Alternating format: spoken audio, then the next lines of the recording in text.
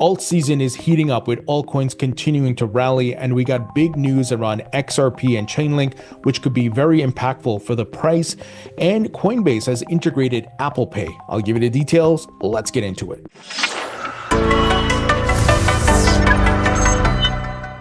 Hey everybody, welcome into the Thinking Crypto podcast, your home for cryptocurrency news and interviews. I'm your host, Tony Edward. On your way in, please hit that subscribe button as well as the thumbs up button and leave a comment below. If you're listening on a podcast platform such as Spotify or Apple, please leave a 5-star rating and review.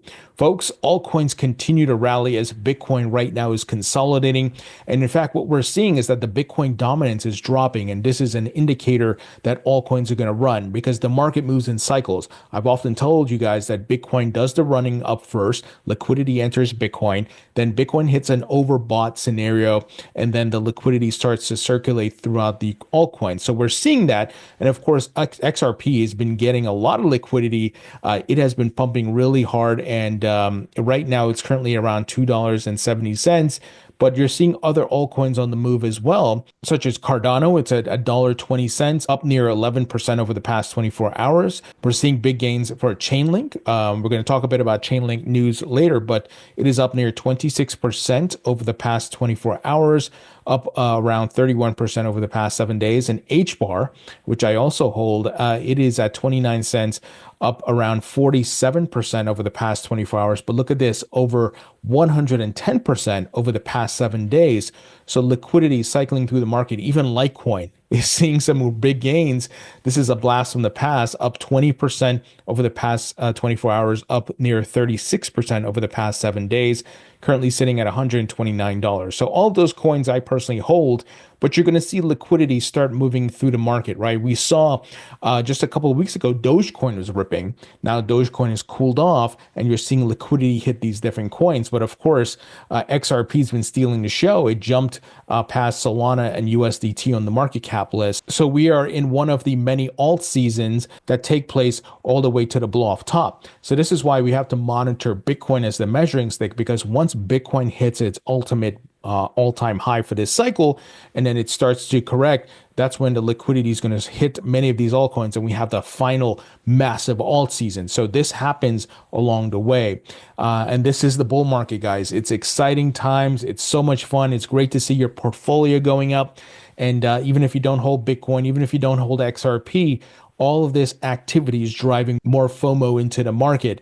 And make sure, as I always tell you guys, have a plan, have a cash out plan, know where you're taking profits at. Now, one of the things I like to share with you guys is stablecoin liquidity, because we know as stablecoins get minted, a lot of that liquidity goes into Bitcoin and altcoins. Today, Tether minted another billion in USDT. So expect this to go into altcoins and of course, Bitcoin, and you can see rallies across the market. Now, over the past few weeks, we've seen Tether mint billions in USDT. I'm talking about like 8 to 9 billion in USDT. So once again, all of that liquidity is going into the market. We want to look at all the different aspects of this market so we get a holistic view, right?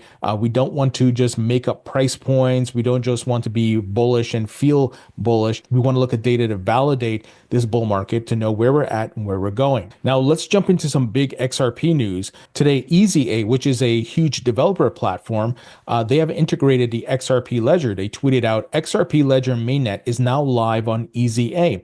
Our 1 million plus developers are coming to build on the XRPL. They've been backed by A16Z, YC, and many other top VCs. And they have one task: build on the XRP Ledger. Phase 1 has now officially begun. Just imagine what happens when the founders launch. So guys, this is huge. I've often talked about developer activity. I even include that data in my newsletters, because if there's developers building on your platform, they're building apps and much more, then it's beneficial for the respective blockchain.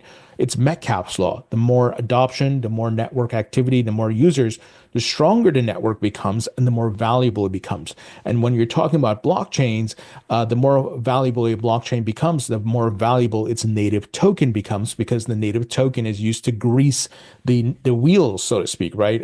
Pay for fees, transactions, and all these things. So this is very bullish for the XRP Ledger and can contribute to the price continuing to move up. We're seeing a lot of meme coins being issued on the XRP Ledger. We got Ripple stablecoin RLUSD coming around the corner. That should drive a lot of volume and transactions on the blockchain.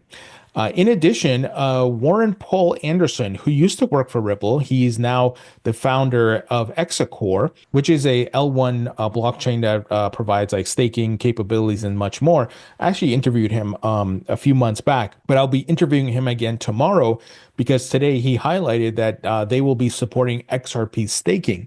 So I'll get you guys the details around that. They tweeted out announcing native XRP staking. Stake XRP directly from your wallet to earn rewards. Use the economic security to support decentralized services, self-custodies, no middlemen, first time ever. And Warren tweeted out saying, here, very proud to make XRP a hyper-productive token with native staking on Xrp. For the first time ever, XRP holders will be able to earn rewards on their XRP while supporting a growing network of decentralized services. He said, when I joined Ripple in 2016, I always figured I would end up building on the XRP Ledger again, but didn't know exactly what that would look like or when that would happen. I knew it needed this to solve the big problem, bring utility to XRP and hopefully make people money.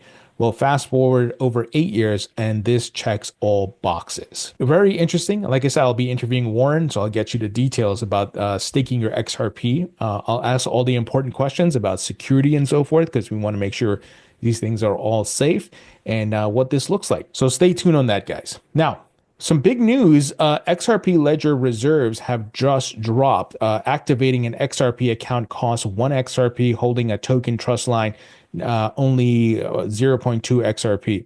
So this is really great. If you're reducing the cost for people to build and do all kinds of things, it's really great. So the user here says the 0.2 XRP applies, of course, to all objects such as trust lines and for every 32 NFTs. So very good for continued adoption. So all of these things are conducive to higher prices for XRP. You want utility, you want bridges, you want the ability to do various things. Now let's talk Chainlink. I am a holder of Chainlink. It's been moving in the markets. Well, they got some big news here. They said, we're excited to announce Europe's first tokenized securities trading and settlement systems, 21X, which is a European DLT exchange, is adopting the Chainlink standard. Price feeds will underpin 21X's trading engine, and CCIP will connect it to assets across the on-chain economy.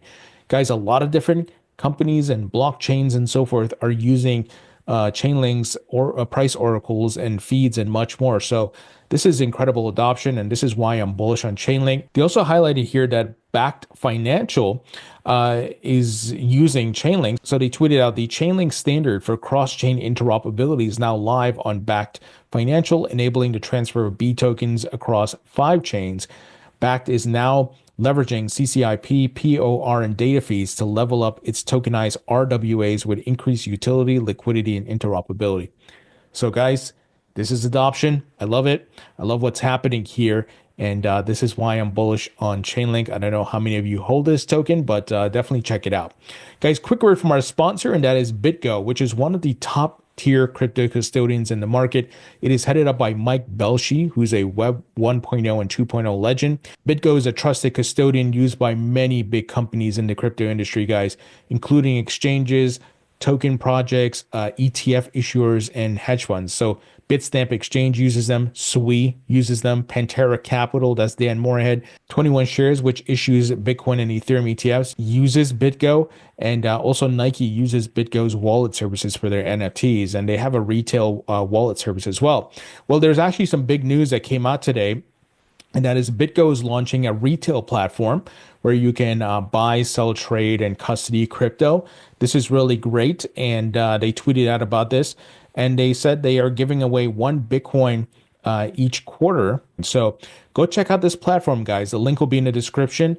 It's bitgo.com/welcome. And you can go sign up and try out this platform. It's from a trusted platform, of course, that's been here for multiple bull and bear markets. And you can get a chance to win some Bitcoin, guys. So check it out. All right, guys, moving ahead, Coinbase announces partnership with Apple Pay. They said today, we're excited to announce the launch of Apple Pay for all fiat to crypto purchases via Coinbase on-ramp, the easiest tool to build on-ramps into your existing products. huge integration. This will help with adoption and getting more people to buy crypto. So this is what you want to see, the continued building of on-ramps with different platforms and allowing people to easily be able to buy, sell, trade crypto, and much more. So huge update here from Coinbase. Now, speaking of Coinbase, there's a lot of news today that the U.S. government was moving Bitcoin to Coinbase. And some people were like, oh, you see, the government's about to dump more Bitcoin. But Dennis Porter of the Satoshi Action Fund, who I just had on the podcast, he said, reminder, this was planned since July. Hopefully, we are moving it to safeguard the Bitcoin. So that is the U.S. Marshals had selected Coinbase to safeguard their Bitcoin. And that's the Bitcoin they confiscated, and which Donald Trump wants to put into a Bitcoin reserve or start a Bitcoin reserve and continue to buy Bitcoin. So they're just moving it to Coinbase. I don't think it's for selling, more of safekeeping, but I could be wrong. Well, we'll have to wait and see. But based on the news we saw back in July, this is just a matter of safeguarding. All right, guys, we got big news out of South Korea. So South Korea to postpone 20% crypto tax for the third time.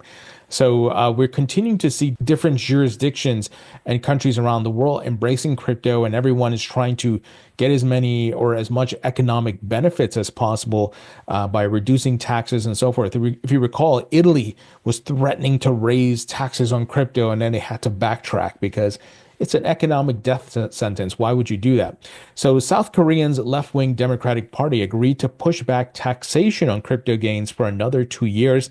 The 20% levy on crypto income has already been postponed twice since 2021. So this is very good news. And of course, game three, you have one country do this.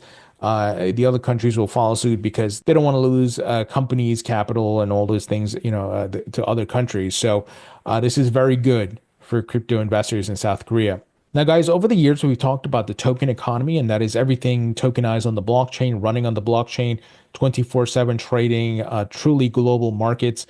And that will include stablecoins, CBDCs, and much more. So we got an update here that the ECB advances digital euro project with new progress report. So the European Central Bank has published its second progress report on the preparation phase of the digital euro project. The preparation phase began in November 2023 to lay the foundations for the potential issuance of a digital euro.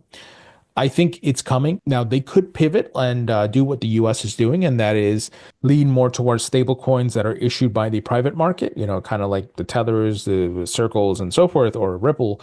But we'll have to wait and see. I think other countries are going to lean more towards CBDCs and digital currencies that are issued by the government.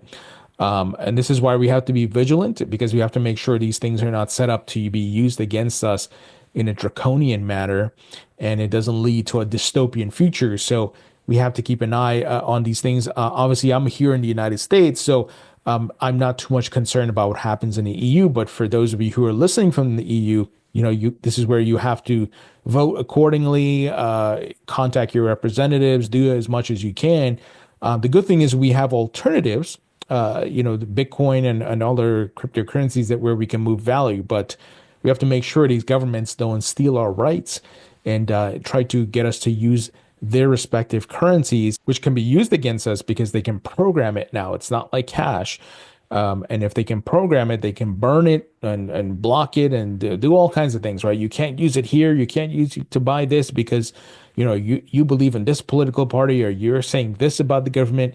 So we have to be vigilant about these things. And but this is the future, right? It's going to be completely digital. Governments are going to issue their fiat on the blockchain. Commodities, securities, all these things will be tokenized on the blockchain. This is the token economy and where we're headed to, guys. And, you're seeing the convergence of many different technologies at this time with AI, robotics, and all these things. And the next generation is going to be more digital than we are, right? They're going to grow up in a digital world, and this is going to be the norm for them. So that's where we're headed. We're not heading to a less digital world. We're heading to a more digital world.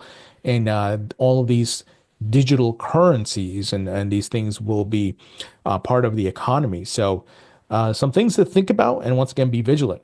Guys, that's the news. Let me know what you think. Leave your thoughts and comments below. Hit the thumbs up button. A great way you can support me in the podcast, guys, is by signing up for my free email newsletter. It's 100% free. It's available on Substack. Link will be in the description. Also, grab a copy of my book, Rethinking Crypto. It's available on Amazon in paperback and digital.